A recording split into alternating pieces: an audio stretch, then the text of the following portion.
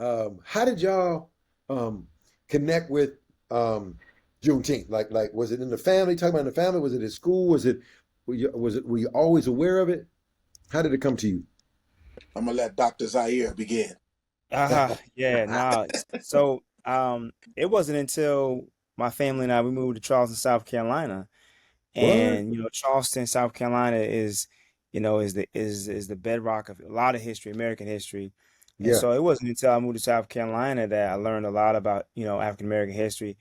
Matter of fact, one of the first things I learned is that Memorial Day was actually celebrated May 1st, 1865, in Hampton Park, Charleston, South Carolina. And I Mm, didn't know that it was to commemorate the black Union soldiers who You mm, talked had about that fallen. on social. Didn't you talk about that Yeah, on social? and it was like, man, I didn't know that it was a black holiday. I didn't know that was mm, Memorial Day was created by black folks who were, there were 257 black Union soldiers who were in this mass Confederate grave, and Yeah. the former enslaved Africans dug them out, gave them a proper burial, respect. They marched around Hampton Park. They sung songs. They prayed, and so that was my introduction to, like, yo, this is history that you probably didn't get in New Jersey. And yeah. then Mm. we talked about Juneteenth and what that meant in Texas, and how, two and a half years, almost 2.5 years later after the Emancipation Proclamation,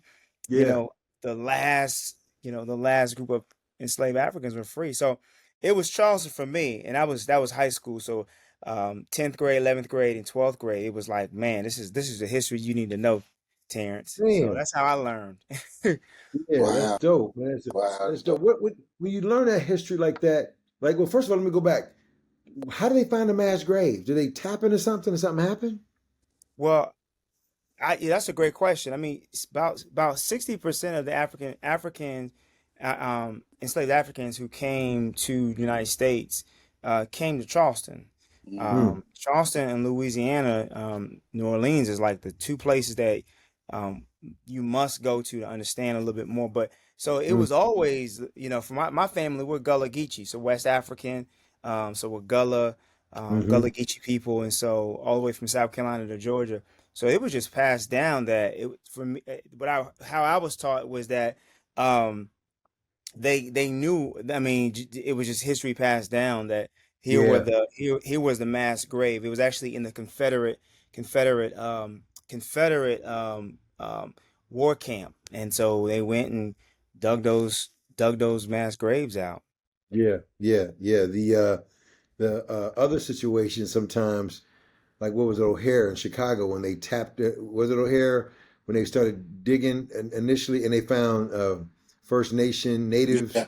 and Yeah. then Okay. right. Sometimes that's the thing, right? They they do things on top of sacred spaces in that spot, man. That's why I was Yeah, asking that question. What about yeah. you, Jay? What about you? Yeah, man. So yeah, I was much older. Like I didn't literally learn about it until college. Um, Mm, so yeah, being in Tuskegee was the first time I'd heard of Juneteenth, which was crazy to me. Like I know. travel, I had been well traveled, been all over the world, in high school, singing with Chicago Children's Yeah. Choir, all that, and still no, didn't had never even heard of Juneteenth. And Hmm. it was folks from Texas. So my college roommate, well, when I moved off campus, we shared an apartment together. He was from Houston, and Hmm. Galveston is just outside of Houston. And so he was the first person like, yeah, Juneteenth coming up, and I'm like, what is that? And he's like, what? Hmm. And He so was from Galveston. Mm, He was yeah, from Galveston. yeah, Wow. he wow. was from a little city called Baytown, which is not far from Galveston. It's on the coast of Houston or whatever. And Hmm. um, and so he was the one started like wasn't even in the class, but it was like somebody from Texas who like this was a big part of their history and the way they celebrated their entire life was putting me on game. I mean, he ain't put me on just like DJ Screw and Paul Wall. He put me on Yeah, Juneteenth. yeah, Man, um, yeah. Hmm. back in late '90s, early 2000s, and so like it blew my mind. So I started doing research on my own because I was like, Right. how have I never heard of this? And so I was like I was embarrassed at first. And so I started telling my friends, started telling people about it. And so we really celebrated it in college in Tuskegee. Like, we would take the day off ourselves. I remember that. We were like, Mm. it's our Independence Day. We ain't going to class. Like, we, you know what I'm saying? Mm-hmm. Or when you get, whatever you do, whatever your internship you get this summer, ain't going to work on June 19th. You know what I'm saying? Like, we would say something like that. And, Mm-hmm. I think the moment I got the most, like, clearest understanding of it, which is crazy, was even later. It was actually on Blackish, when they had the Ah. Roots do Oh that, yeah, like, yeah. that little ditty was kind of like Schoolhouse Rockish about, like, Mm-hmm. Oh yeah, I'm Yeah. yeah, only yeah, a bill, I'm only a slave, yeah, only a slave. yeah, That, yeah. like, Ooh, was the yeah, yeah. clearest presentation of what Juneteenth was and meant for me. And I was like, this is crazy. I'm a grown up, like an old grown up, when I Mm-hmm. really truly understand what this means. So, Yeah. yeah, that's me, man. I was in college, but I think not many years ago when I really got the depth of the importance. So, Yeah, yeah. I mean, when I first heard it when I was in school, it was like, it wasn't in school, it was like in the street, just in Chicago, just in Kansas City. People too, what is this, man? We doing this program, man. God was, I was maybe in middle school, yeah, and they broke the whole story, and I was like, wait a minute, wait a minute, wait a minute, wait a minute. People were free 2.5 years, and they just kept them. It would blew me. Even now today, talking about, I get choked up and angry about it because the greed of Mm-hmm. the white people in charge, slave masters saying, I know what the papers say, but these Negroes can't read, these black folk can't read, and we'll make sure we're gonna if they do, we're gonna keep everything away from them. And even if the slaves knew the fear of leaving, of trying to find a way out Mm-hmm. with that, and you know, man, I still get that frustrated that way, man. Because to me, it is it mimics life with African American. It Mm-hmm. mimics the same daggum thing, and no matter what people say about it, think about it, um, you know, the freedoms that we have are always are constantly being challenged, constantly being threatened to be taken away, and some are being taken away. You know, in some regard, I was at a church this other weekend, and Mike Dyson spoke, right. So Mike and I are good friends, and Mike said, nothing against our Asian brothers, our Latino brothers, but everyone here and all, came from another place to come here, in some regards. And we were Mm-hmm. snatched, we brought, and wow, and mm-hmm. this whole place that you are benefiting from, coming to the American dream, are built on the backs of Africans and African Americans, right? And so that reality, like, set everything, just recalibrated the mindset of that folks. Some folks come here to get the American dream fulfilled because they have no there's no threat to them.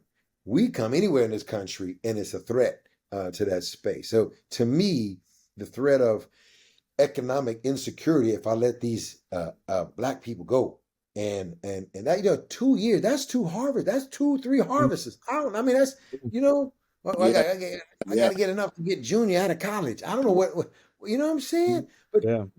the whole element of hatred of another human race, um, for the sake of money, and the degrading of that as property, man. Even talking about it even now, and remembering how I first heard about it, man, I was like, I mean, I didn't even want to go to Galveston. There was like a group of people every year. We're gonna go to Galveston. There was this big celebrations or whatever. Like, nah, I'm cool, man. I don't know how I even feel about that. My man Rasul Berry, if you saw his special, American Bible Society supported him Yes. to do Yeah. this whole thing on Juneteenth. It's very good because it was a whole kind of reawakening for him. And one of the guys he interviewed was um, great grandson of one of the slaves from Galveston. So it Uh-huh. was all this stuff that he was connected with, and this house that the slaves built, and all that kind of stuff, man. So it's one of those kind of things, like you hear about it, and at that time and even now, I'm like, just the depth. I can't see myself. I've been hurt by different people. I've been affected by different things. I can't see myself wanting to. It puts you in. I can't see dehumanizing somebody else who's in that space. I mean, not that black folks or Africans hurt these white folks, but in a sense that would be a mindset that seemed to be justified. Oh, this person did this. I see why you don't talk to them anymore. You don't mess with them, Mm-hmm. right? But that kind of logic. But I can't, for the life of me, see That's just inhumane. And what does it take for a person to be that level of hatred? That's just hard to see in that space. So when we celebrate that, man, to me, whether it's a event on the block, whether people barbecuing, whether folks are kicking back drinking, whether folks are just actually sitting down and remembering the history, it is that reality that we still are 2.5 years behind. We Yeah, still, yeah. Mike Dyson had a joke and said, "You wonder why? You know why we late? We late on time because y'all was late letting us know." I love it. Yeah, he was playing. He's a great MC, playing on the words and the logic of it all. The But I yeah. think when I think about what it has become, and I know we'll get later in the show and just kind of talking about Juneteenth now and what it means. Hmm. But I think on the historical nature of it, what I am like most I think frustrated by is not even the like, oh, another 2.5 years, or even the like, oh, we want another season, excuse me, another season's harvest or any of that. It's the apathy of the other 49 states. You know what I'm saying? It's Hmm. like the Yeah, Emancipation Proclamation has been delivered, right? yeah, How yeah, did all of the states bordering Texas, like Houston to Louisiana, is like a hop, skip, and a jump? Like, why did yeah. no one like? How did no one get the word? Like, and if they did get the word to them, wasn't there some kind of revolt, some kind of something? And I know Right. I'm talking from my 2024 privileged vantage point. I wasn't there then, but that still frustrates me. It's like, Mm-hmm. where was the Mm-hmm. solidarity in that? Where were the abolitionists? Where was the folks to be like, Mm-hmm. 250,000 people are still enslaved? You know what I Mm-hmm. mean? Yeah. Or maybe it just wasn't widely known. I mean, I'm not gonna pretend like I know all of the details of the history, but that bothers me too. Yeah, folks are just implicit Yeah, in that whole reality. Yeah. If you're hearing this for the first time, or you're like, I'm tired of hearing about Juneteenth, or you knew about Juneteenth, it's not just something in history like, wow, I learned a new thing that this black man invented the stoplight. It's not that. It is deeper than that because of its effect in our own bodies, DNA, mental. And it's crazy how I'm just gonna say white folks can see it when it comes to other things. Like I can see it. That makes sense in that culture. But when it comes to African Americans, it's suspect. It's always something. It's almost like we got to fight for that pain to be identified and recognized. You know what I'm saying, Jay? You know what I mean. The impact of that trauma, affects us even to this day. Even though that was 159 years ago. 159 years ago. That's yeah, crazy. man, absolutely. Like it shows itself up in so many ways in all of our lives, but especially I say in the lives of black men. I mean, there's multiple ways I could talk about this. One is like even the the trauma in just certain words being used, right? You can talk about like a black woman and say, "Hey, that's my girl," and everybody goes, "That's a term of endearment." But you start let somebody say to a black man, "That's hey boy," or Right. boy, like it's like something rises up Yeah. in you. Like, Right. don't call me boy.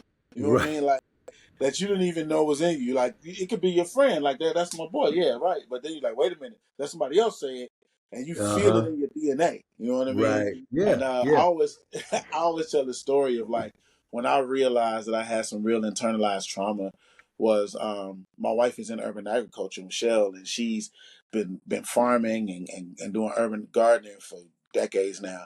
But when she first started, man, I couldn't even watch it. I couldn't even look at it. Something visceral. I had like a visceral reaction to it. I would go in the house and like, hey, I'll check you out when you come back. I knew she loved it. I ain't try to stop her, but I just like that ain't my thing. And one day she was like, you need to come out here. And I'm like, I'm straight. She like, no, come down here. And she like grabbed my hands and put them in the soil and started talking to me. And she's like, Jonathan, you feel that? And I'm like, what? She's like, no, you feel that? That's life right there. That's not death. That's not pain. That's life. And you need to stop letting the fact that every image you've ever seen of Black women slumped over in the soil, having been connected to slavery, keep traumatizing you. We are the originators of this. We are the ones that built this country. We grew all the food for this place. Every piece of clothing you have on, that cotton was picked by us, and I'm just like boo-hooing while my hands are in the soil, like feeling Wow. it for the first time and realizing it for the first time. And I'm like, gee, it's absolutely right. And I'm like, how did that trauma get in me? Nobody told me to feel Right. that. Nobody said you better think this way about it. It was Right. passed down through my DNA and through every image I saw and through every movie I had to watch, and all those Yep. things. And so, like, even this, like, while we celebrate what Juneteenth means, we Mm-hmm. also have to be aware of the damage that enslavement, that, even hearing stories like we was free and another 2.5 years, folks were still being enslaved, right? Like the Mm-hmm. damage that does to us is real, and the trauma that it causes is real. And so, whether people recognize it or not, Pastor Phil, or whether people think it's real or not, Mm-hmm. real recognize real. We know what's going on inside Right. ourselves. We Yeah. know what the real deal is, and so we got to start facing these traumas head on and start, trying to pretend like they're not there. That's why we find ourselves in our communities, lashing out the way we do, because we don't deal with the traumas in Mhm. our lives. So yeah, this Yeah. stuff is real, man. Like it's real, real. And what's crazy is that we'll take the trauma out on each other. Yes, sir. You know, and and won't think anything of it in that Mm, context. Yeah, that's real. yeah, Real. we embody that trauma, right? And it's passed down, and I think it's crazy about Juneteenth in the same way that there was a group of our ancestors who didn't know that they were free. Hmm. Um, many of us didn't know about this holiday. Exactly. Didn't know this history, right? Exactly. It was kept from us. I mean, it didn't become a federal holiday until it's what 2021, Mm-hmm. and so I think it's just and it shows you the importance of how history is so important, right? We have to know our history, and this is not just Black history. This is American history, That's and Right. right, T. I often stress that to my colleagues, my Caucasian, my Asian, my Hispanic colleagues. This is American history. It's not just Black history. This is American history, Yeah. because as we mentioned before, African Americans, even though this nation was native, indigenous land, you know, African Americans, helped build a lot of That's this right. nation. So, Yeah. the history is important for us to learn history and unlearn some things, Yes, sir. and I hear that's kind of, when you was telling that story, Jay, that you had to unlearn some things, right? Mm-hmm. And understand that, yo, this nation, we helped build this nation, but That's also there's so much history that I'm even learning in my, even today, like I'm learning things that, wow, this, I didn't know this, how come I didn't know this? And it's hidden from us. But I think the impact of Juneteenth, I think obviously in 2021, we were in a pandemic, George Mhm. Floyd. And so I think a lot of us were like, you know, you know, going deeper and Yes. understanding and Yeah. looking and learning. Um, And but longing, yeah, man, and longing for yeah, some kind of connection. You know what I mean? I yeah, think post George Floyd and all that we saw in 2021, not only were we longing for connection because of the pandemic, but we were longing for identity because it felt like we were under attack. You know what I yeah, mean? Hmm. And it just felt. I don't think it was any worse than it had been before, but it was just we were all at home, so it was like yeah, framed for us. You know what I mean? yep, In a very different way. And so yeah, 2021, like it was like a explosion with Juneteenth. I remember that first Juneteenth post pandemic, man. yeah, Man, folks was out there. Everybody had shirts on, barbecue grills going Riding yeah, like through the this. street, blowing the Oh, horns. yeah. Yeah. I mean, and we know Frederick Douglass. I mean, what's a yes, fourth to a slave? He laid yes, that, Yeah. yes. and it wasn't until it was like I made that connection, like like yeah, this is why for years I didn't feel why are we celebrating 4th of July. Yes, yeah, Yeah. We weren't free. Right. In 1776, we was pitting, we was on and I don't even call them plantations anymore, because if you go through the South, now they got Plantation Harbor, you Yeah. got Yeah. Plantation Drive. So I call it forced labor camps. We want Mm. forced Mm, labor camps, not Yes, yeah, sir. plantation, forced labor camps. right, Because right. because now the history is, it was Oh, yes, Plantation Dixie. Drive. It's like, Yes. oh, it's a Yeah. subdivision. No, Yeah. no, no. you know. So, but Even taking the word antebellum and making it a positive adjective now. yeah, no, Mm, Antebellum is like, it's supposed to describe the type of slavery, antebellum slavery. And now they try to use it like as to glamorize that southern living of that time. yeah, Yeah, it's just yeah, ridiculous. yeah, yeah, yeah. I mean, the the depth of um what happens to um us as a people, um resilience, Hmm. to know what's coming up for you around whatever, like you're talking about the soil and the whole, but Hmm. to fight through that, just to have a sense of normalcy, a sense of I'm okay in this, that work, um, while the oppression is still coming at you, right in the midst of, Mm. Mm. um, how can we as pastors, as leaders, awaken our church? Because I think if we're not careful, folks will embrace a European epistemology of theology and of knowledge. Mm. People will take a grasp of this European epistemology, European theology, and then even beat their own epigenetics up of what they're Mm. feeling about this oppression, and be like, no, this is what, this ain't right.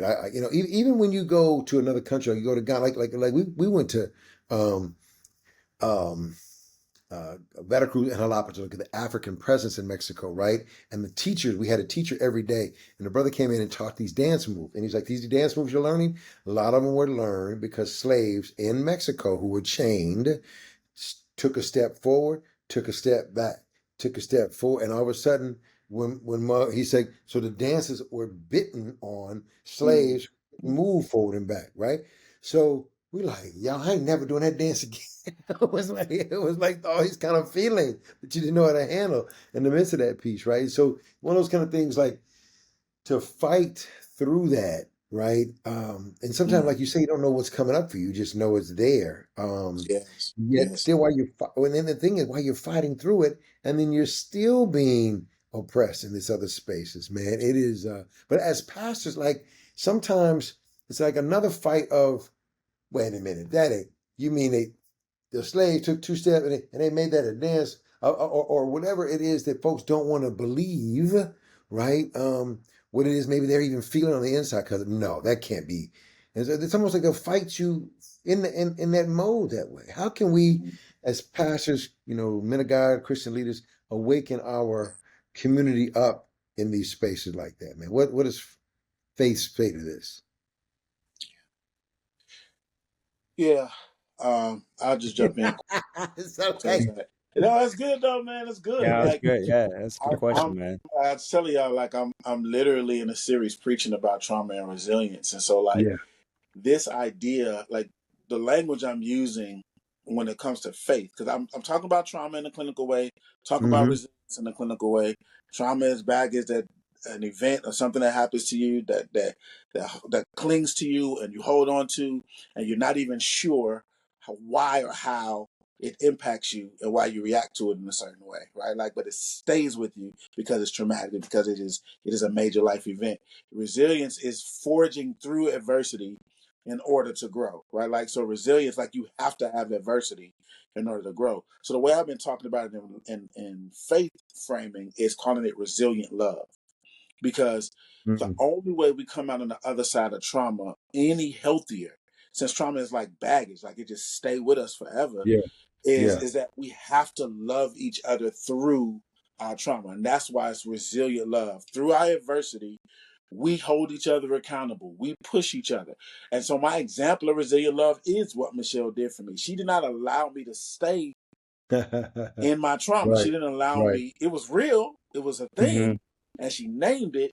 But she loved me so much that she made me face it. But notice she didn't say, "Go put your hand in the soil over there." She put her arms around me and Yeah. pushed my hands into the soil. So both of our hands were in there together, right? Hmm. And so to me, that's what it takes when we're talking about faith. Both God is going to be in the trauma with us, and we as brothers and sisters in the faith should be in the trauma with one another, like helping Yeah. each other endure it. I got trauma in this space, you walk with me through that. You got trauma in that space, I'm gonna walk with you through that. I may not even Right. understand your trauma or know Right. what you're dealing with, but I'm right here. The same Yeah. way God is right here. And that resilient love says that we will walk with each other. God won't put in more than we can bear, all of that good stuff, you know what I Yeah. mean? And so I think that's what we got to teach as faith leaders Mhm. is that, like, first and foremost, we got to stop running from the adversity, right? Right. I'm not saying that Right. trauma is fair. I'm not saying that racism is fair. I'm not saying any of that.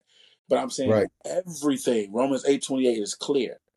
Right. All things work together for the good of those who love the Lord and are called according to his purpose. And when Paul is Hmm. writing that, man, I mean, he'd have been shipwrecked, beaten, you know what I mean? Like everything Right. you could Hmm. think of, right? Like Right. locked up, like everything. And he's saying, I don't know how, but somehow it keeps working out for the good, right? Like it don't feel good, but it's working out for the good. But I think that's if we can truly reframe it and be resilient and love each other through it. So Yeah. that's all I got, man, because trauma is complicated.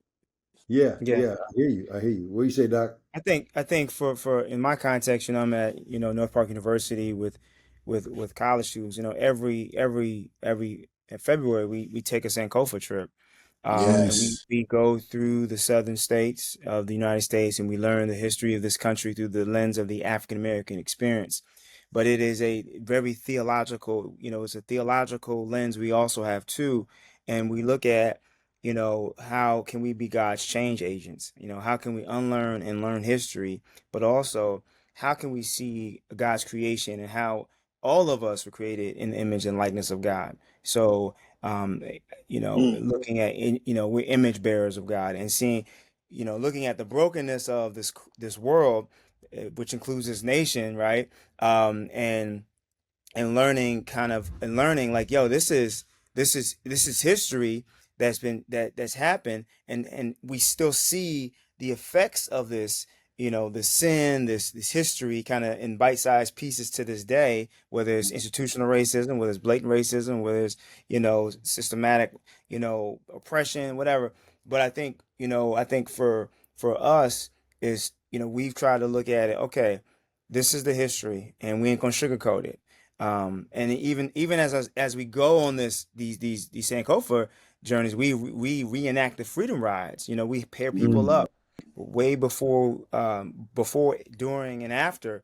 So we're on this bus learning each other's stories. And so when we learn each other's stories, man, that's one thing regardless of your faith, tradition, your background, we all got a story. And so That's when right. we Right. learn each other's stories, we're able to empathize, sympathize, and like, yo, I see you.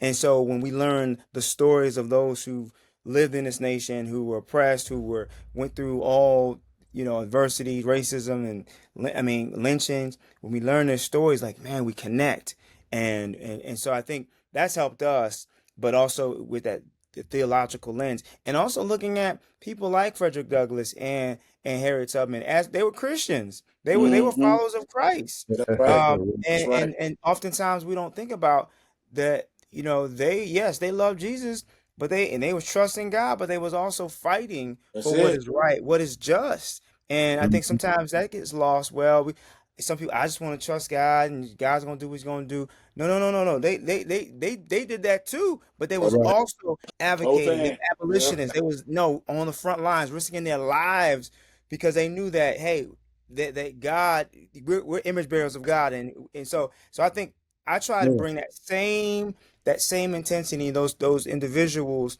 Even Dr. King, who I met a student this year, didn't know Dr. King um, was a Christian or a preacher. They just knew Dr. King as, like, political activist. And so Wow. just again, looking deeper and look, given that theological lens, but connecting, connecting, connecting those who in the past who were also Christians, Yeah, and saying, hey, in the same way they were fighting, we today in 2024 we need to yeah. be fighting. So that's kind of how we've kind of really brung in the faith element, and even Juneteenth, and like, man, so.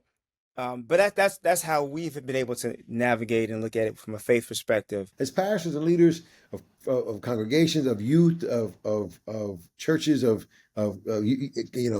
universities, what are some things we mentioned, but like message wise, or what is it that we need to bring about to awaken both the healing that's needed to be taking place, man, because our trauma and the hurt has been untouched and untapped for so long, I think, that we gotta get through the day.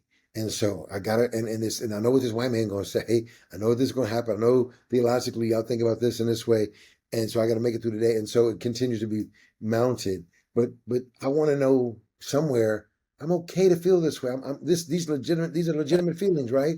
I'm feeling this legitimate, like what, and things that we may have ideas to do, things we've done, things we haven't done yet. But what do you think are some ways to do it? I mean, for me, I would say getting with some creatives and doing some social media kind of thing. And there's some stuff out there like that. There's a young woman, she's like, let me tell you about Robinson Johnson, who was so, and she's bringing up things and say, okay, not just the history of this and that, but how this person fought through whatever, but just ideas to, as we go into what people can do to celebrate, this history. I would say all of June. I know when you hear this, it's still kind of the last part of June, but ways in which we can celebrate, ways in which you can awaken people. Yeah, I think it's just just educating ourselves. I mean, we talk about Juneteenth, but also June is also Black History Month. I mean, Black Music Black History music. Month. I mean, just understanding what Juneteenth is all about. I mean, everything from how cherry red soda was a way to commemorate it, right? But I think, Yeah, yeah. but I think one of the things I was thinking is, and I lost my thought. Oh my gosh, I had it. I'm gonna let Jay. All Ah, I right, forgot. I had my thought, but go ahead, Jay. all right. I'll let you go It'll ahead. come back to you. You're a doctor. Yeah. Um, I I got two quick things. One is this is why Black folks we need holidays like Juneteenth is because we've got to find ways to reverse shame. Um, Mm, as people, we have internalized the shame that comes from white supremacy. So anything that whiteness told us was bad about ourselves, we've internalized it and it's become a trauma to us. So even when it's not real, even when it's like you don't even live the life that's been imposed upon you. A good example would be kids who grow up in the hood or whatever, but they got two parents, they go to a good school, they're like, when somebody hmm. asks them about where they live, they man, people getting shot every day. Yeah, and it's like that's not even your life. Like Yeah, that is some people's life, but it's not yours. And so all the things that have been imposed on us that we're supposed to be shameful of, or supposed to be, even from our skin to the music to the food we eat to everything, right? Like we've got to flip it, right? And so I think that's why I love holidays like Juneteenth, because that's what it is. It's a reversal. Like it's a day of like they did what, and we like, you know what? Skip your 4th of July. We're gonna pop fireworks on the 19th. You know what I mean? right, So we need to right, do more of that and not allow the culture, especially the dominant culture, to name for us what's honorable. We need to reconnect to our faith and know what God says about us is honorable. We're created in the image of God. The Imago Dei is what gives us worth and value. And so we don't have to look to whiteness to give ourselves honor or to give ourselves dignity. We right, can now go into our own history, look at why we like the red Kool-Aid, right? Like why, like all those things, and right. hold them up honorable. And then the other thing I'll say, and this is one that was really helpful for a lot of folks when I said it in my first sermon of this series, is we got to stop with what I call comparative suffering. And that's when Mm, we look at mm, somebody else's suffering and we compare all the time. Like, oh, well, you know, they lost their mom and dad in a fire and they this that. What do I have to complain about, right? Trauma does not work that way. We have got to Right. be okay with naming the trauma that we have, no matter whether we think it's worse than somebody else's or not as bad, or it's not about comparing. We're not in the trauma Olympics. We're not in the pain and suffering Olympics. We just got to learn to walk with each other through whatever suffering and trauma we may have. Right. My suffering may be around my dad. Somebody else's stuff might be around, being less molested and abused. Somebody else's might be around, having parents that were addicted. None of that is more important or worse off than anybody else's. We got to learn to walk with each other and not compare suffering, but just say we're all going through trauma, and I want to be there for you, and Hmm. hopefully you'll be there for me. So that's another one, man. Let's not compare. Let's try our best to be compassionate. Yeah, yeah, that's deep. That's deep. That's deep. I think my sister's PhD is in child psychology, but it's also with an emphasis on resilience. And so she's got great research she's done on resilience, right? In those spaces that are there. I just wonder um, how can we break free Mm, from this? I mean, I went through a thing with this group of Christian neurosciences, right, about the brain. And I went with some people in Lawndale Church and was way out somewhere. And they said, just like what you said earlier, Dr. J, that it is gratitude, thankful. It mm, is gratitude as a tool to bring that healing for what trauma or what action you've experienced. Now, I believe that we as African American people got so much gratitude, so much love. There was an older white guy who was just talking about how he has a debilitating kind of walk, right? He's mobile, but his walk is debilitating. But these African American women, every time they saw him from being at Walgreens, Walmart, doing whatever, sir, do you need some help? You okay? No, I'm mm. good. No, you ain't. And the gratitude for the fact that they've been in places where they Yeah. needed that help and nobody helped them, or they've been in Mm, those spaces where somebody did come and help, and that becomes contagious. When folks go to a black church or work, African American work, they're like, "Man, I love it here." The love, it comes from a place of gratitude. The problem is it sometimes stop after the church door sometimes. It stop after what'd you do? You crossed in front of me, Many times I know I've been in spaces where I did something driving or I did something, I'm at a light, not thinking, and I'm like, hey, hey, no, my bad, you're right, you're right. I'm recognizing that I'm human and I'm gonna be mad at somebody else who's gonna stop by the light. But I remember that time I was at the light and it took me forever and I forgot, right? So I'm not going to go ham on the horn. I'm just saying that that level of gratitude to continue to perpetuate that in every nook and cranny of our life, I think, like what you were saying earlier, Jake, is one way to bring that healing. So in the moments of Juneteenth, gratitude for I think it was over 250,000 slaves in Galveston, right, that were free. And so it's like, wow, the strongest ones that yeah. made it from the boat to the cotton field to the sugarcane plantation, made it through all those years of slavery and torture, and then made it through.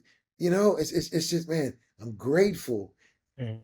I'm I hate. I'm not celebrating the pain of it all. Like, oh, that's Mm, so good. That's so mm, great. We was indentured servants, and we grateful mm. that we for slavery, like some books are trying to write. Je- We grateful. Jesus. Yeah. Oh. At least we learned to trade. We learned to trade in slavery while we got branded at the Mm, mm, same time, man. So I think the more you can, one of the things, sit down with your kids or your grandkids and watch something. They got stuff on YouTube. They got cartoonish kind of things like we just talked about, mhm. Blackish.